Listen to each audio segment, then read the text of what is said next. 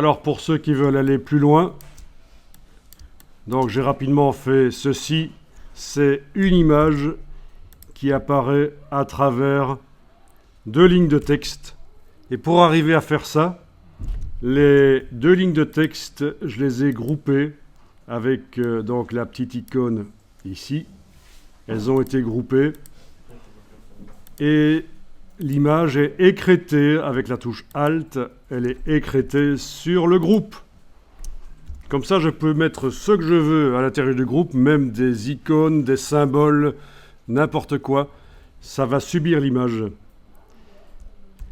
Alors en plus de ça, j'ai mis un contour sur le texte, mais en fait je l'ai mis sur le groupe, le contour. Comme on le voit ici, sur le groupe, il y a un petit FX qui indique que j'ai mis un effet spécial et je peux le déployer comme ça et en fait l'afficher. Voilà.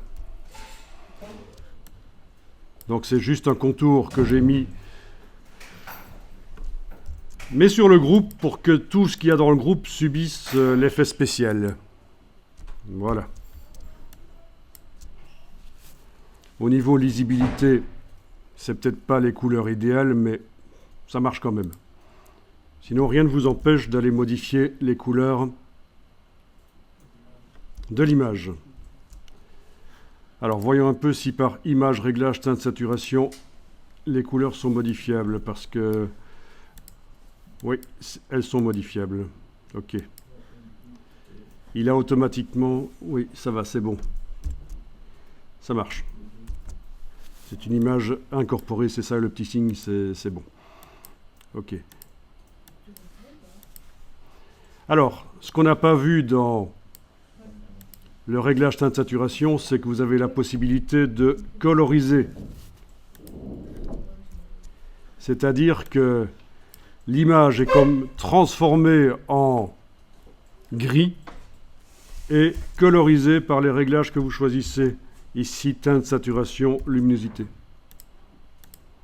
Donc toutes les couleurs de l'image sont oubliées. Il y avait des taxis jaunes, c'est oublié. Dès que vous cochez la case colorisée, et ça peut donner des choses très bien aussi. Voilà, il faut faire des recherches.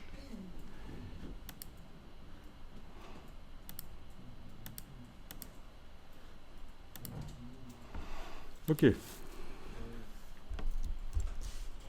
Donc ça, c'est un réglage de teinte saturation qui est mis sur l'image, qui est en fait un objet dynamique en effet. Et quand on double-clique dessus, ça se réouvre et on peut remodifier. Comme on veut. Donc déjà pas mal de choses pour ceux qui sont un peu plus loin parmi vous. Deux textes dans un groupe. L'effet spécial de contour qui est sur le groupe, comme ça, tout ce qu'il y a dans le groupe subit le contour.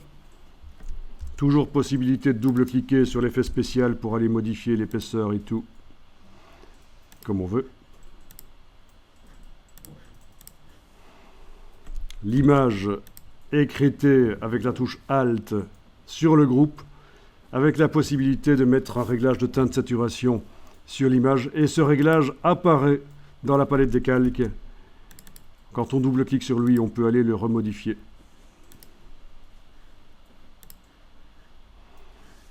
Bon, c'est déjà pas mal ça. C'est déjà relativement sophistiqué quand même. Tout ce qu'il est possible de faire avec ça.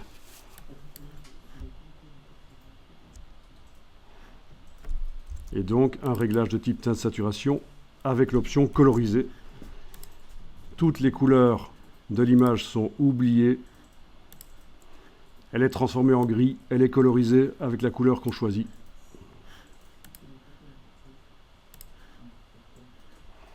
Alors, au fur et à mesure que vous faites ce genre d'effet spécial, vous êtes en train en fait de créer un style qui sera évidemment transposable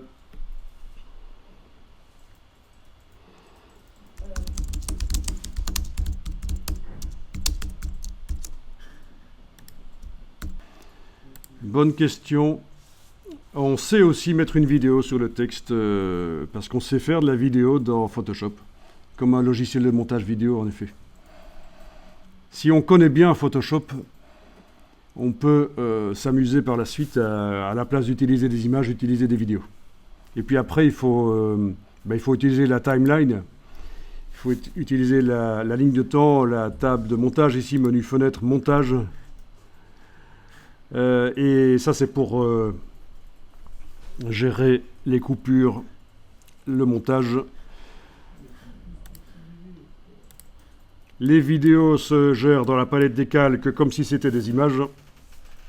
On les écrète comme on fait ici, comme on a fait sur l'image, ça marchera. Et puis au final, il faut faire le rendu par fichier exportation, rendu vidéo. Et ça fera une vidéo qui sera montrable ailleurs. Voilà. Qu'on peut mettre sur YouTube ou quoi, sur les réseaux sociaux. Des bannières. Oui, donc on sait faire la vidéo dans Photoshop. Ça, c'est intéressant. Et peu de gens le savent. Il y a des gens qui cherchent un logiciel de montage vidéo. Je veux faire du montage vidéo. Qu'est-ce que je vais apprendre? Et en fait, ils connaissent Photoshop, donc ils connaissent déjà quasiment tout ce qu'il faut. Oui, donc j'étais en train de dire que ceci, ce qu'on est en train de mettre au point là, c'est un style qui est transposable sur d'autres objets. On peut stocker ça dans une palette qui s'appelle style, fenêtre style. C'est stockable, transférable sur d'autres images, bien sûr, sur d'autres objets dans la même image aussi. Et on en trouve plein sur le web aussi, des styles. Donc si vous êtes sur le web et que...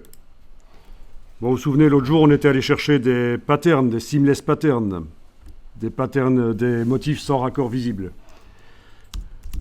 Là, ils n'étaient pas très spécifiques Photoshop, ils étaient utilisables dans plein de logiciels, ces patterns qu'on allait chercher. Mais si vous tapez Download Photoshop Styles, ici, comme ça, vous allez trouver énormément de styles que des gens ont mis au point et qui sont téléchargeables, installables. Voilà par exemple un qui permet de faire un effet de texte en or. Ce n'est que un peu ce qu'on a fait, un dégradé, un biseau, une ombre. Mais il y en a des bien plus complexes en fait. Il y en a des bien plus complexes de ce genre-là. Voilà. Ça c'est plus complexe à faire.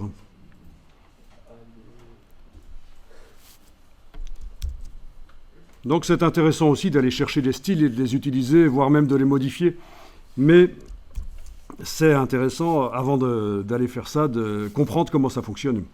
Parce que si vous voulez modifier le style, bien l'utiliser, il faut comprendre comment ça fonctionne en fait.